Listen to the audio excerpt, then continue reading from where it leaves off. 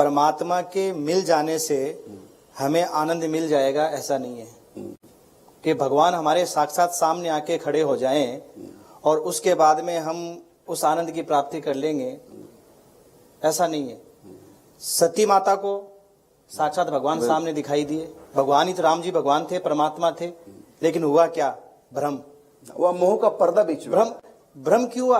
भगवान की बिना कृपा के वो प्रेम प्राप्त नहीं हो सकता जो प्रेम गोपियों को प्राप्त हुआ, जो प्रेम कबीर, सूरदास, रहीमदास, मीरा को जो प्राप्त हुआ, वो परमात्मा की कृपा होती है, भगवान के मिलने से नहीं।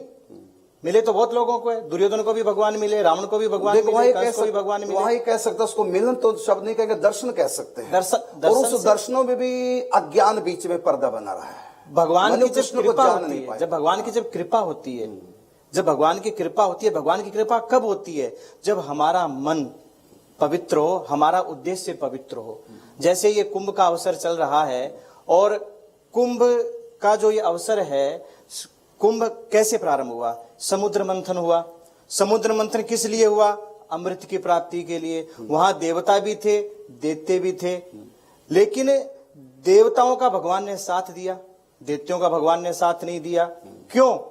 क्योंकि देवताओं का उद्देश्य था, देवता माने देने वाले, जो दूसरे को दे, जो दूसरे का भलाई करे। अमृत किसको मिलेगा? आज हमको भक्ति रूपी चाहे अमृत हो, चाहे परमात्मा का दर्शन रूपी अमृत हो, वो अमृत हमें कब मिलेगा? जब हम, ये कुंभ का पावन अवसर है, आप लोग भी स्नान करने के लिए जाएंगे, बहुत लोग स्नान करने जाएंगे। आज पहला स्नान है बसंत पंचमी का, बहुत सुंदर अवसर है। तो एक मन में हमें धारणा करनी पड़ेगी, शिक्षा लेनी पड़ेगी कि जो दैत्य लोग, परिश्रम तो दैत्यों ने भी किया, परिश्रम देवताओं ने भी किया, लेकिन दैत्यों का परिश्रम व्यर्थ हो गया, अमृत नहीं मिला उनको। देवताओं को अमृत मिला। क्यों अमृत मिला? क्योंकि देवताओं का उद्देश्य बहुत अच्छा था, देवता दूसरे का भला करने वाले हैं। तो ये कथा हमें एक संकेत कर रही है कि अगर आप परमात्मा की प्राप्ति चाहते हो, परमात्मा का प्रेम चाहते हो, आप चाहते हो कि निरंतर परमात्मा मेरा साथ दे, तो आपको दूसरों की भलाई करनी पड़ेगी। भलाई कर भला होगा, बुराई कर बुरा होगा। ये बात एकदम सिद्ध है। तो आज हम जिस कुंभ पर्व को मना रहे हैं, ये 4 स्थानों पर कुंभ लगता है।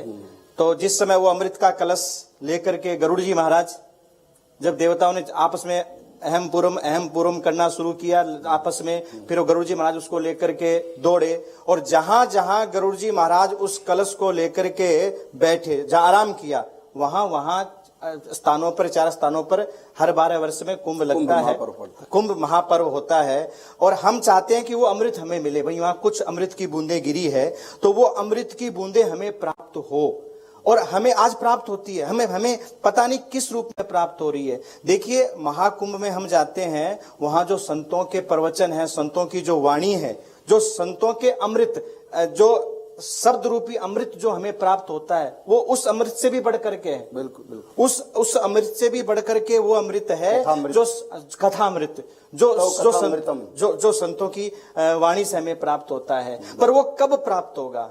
वो तभी प्राप्त होगा जब हम देवता रूपी हमारा स्वरूप होगा, तब हमें प्राप्त होगा।